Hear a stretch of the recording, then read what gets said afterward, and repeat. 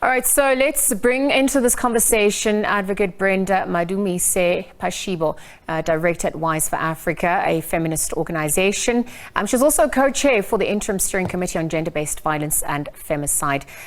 We will be talking the impact of a failed rehabilitation of gender-based violence perpetrators to victims at large. So Advocate Brenda, thank you for your time here on the SABC and welcome.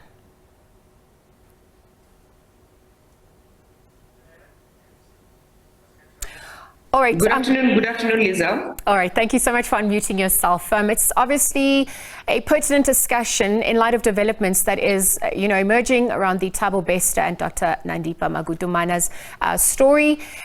I understand that in the work that you're doing with NGOs and victims of GBV, on the victim's side, we're starting to question, in light of what's transpired, what justice really looks like, and what impact this is going to have on the victims as the processes continue. How would you weigh in relation to this saga alone?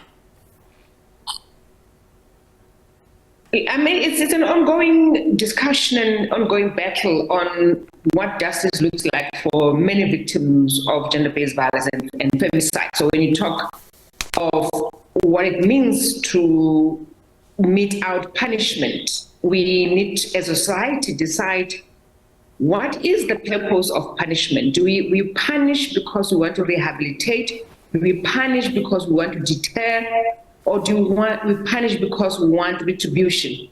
Or we punish because we want someone to reform? So those are the four things that we need to look into, and sometimes those four come into operation in action, right? So we expect that once a sentence is meted out and is given to a perpetrators of violent crimes or any other crimes, that the intention is for that perpetrator to understand the severity of his actions and the consequences thereof, and that they will then, based on the punishment given, they will then refrain from committing such act again. So that's at the heart of it when you look at it as a society, that our intention is to ensure that we don't get repeat offenders, because the punishment would have served the purpose that it was intended for. So if in this case, the Thabo Bester, if that is his real name, is still an answer to be given.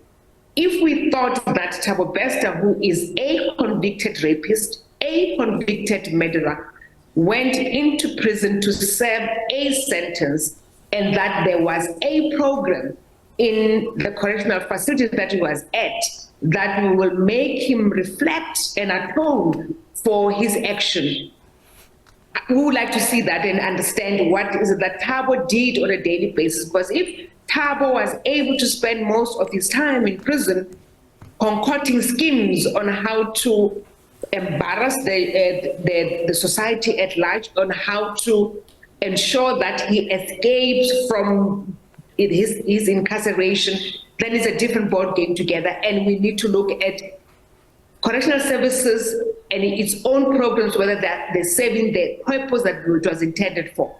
Absolutely. Actually, that was the next point of discussion that I wanted to enter to, the duty of the correctional facility and the impact of its failure to rehabilitate offenders, given the statistics and current reality faced.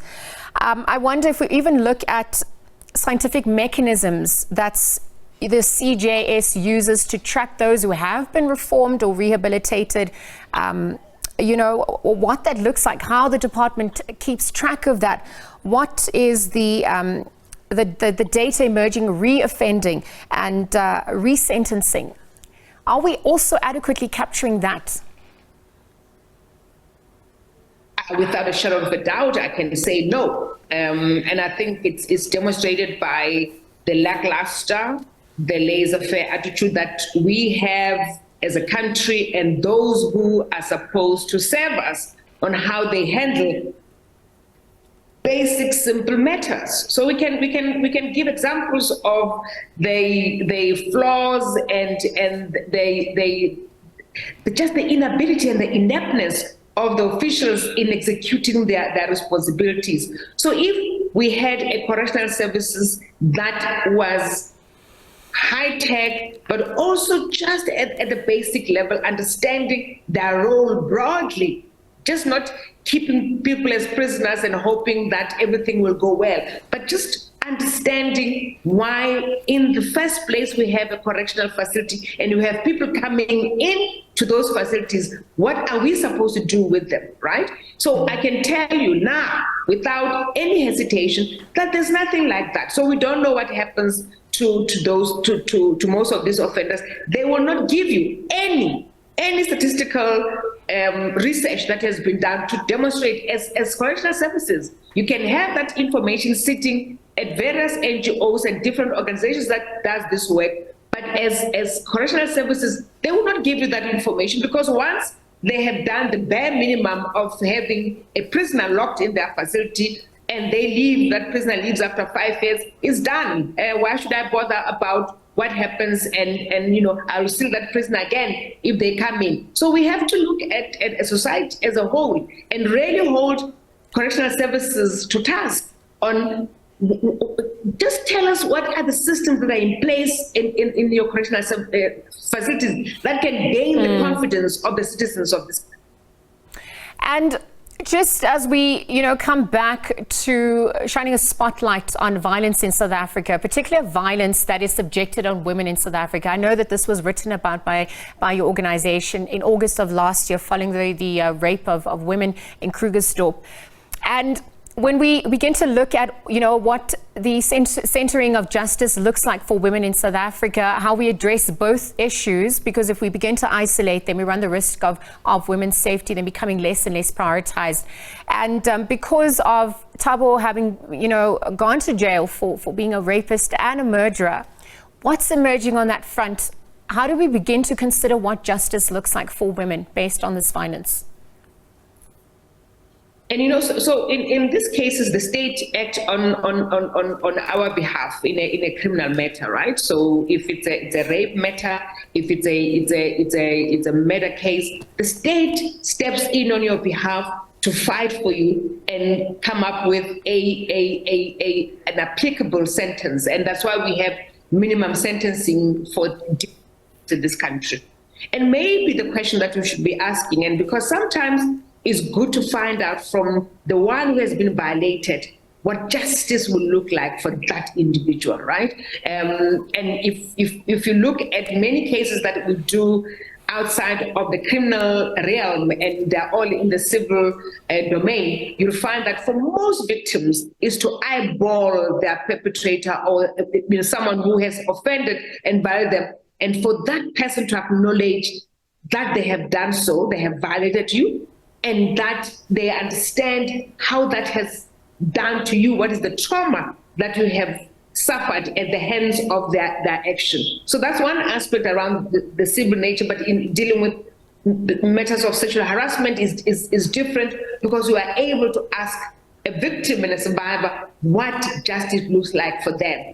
In the state case where it's criminal, because really when it's a criminal matter, it affects the entire society. And the way society is structured is such that we have prisons and jails to deal with those that violate other citizens, right? And do we think that the best way to mete out justice? Others will tell you yes, others will say no, and we'll need to find a middle ground on how do we make people to acknowledge, because even those who are convicted, sometimes they get convicted based on the evidence presented, but they have not shown remorse of their actions. And how do you get someone to, because fundamentally to any victim of violence and a survivor of especially gender-based violence is someone to acknowledge that they have violated you. Because for most women, they don't get believed when they tell you that they have been raped. They don't get believed when they tell you that they have been sexually assaulted.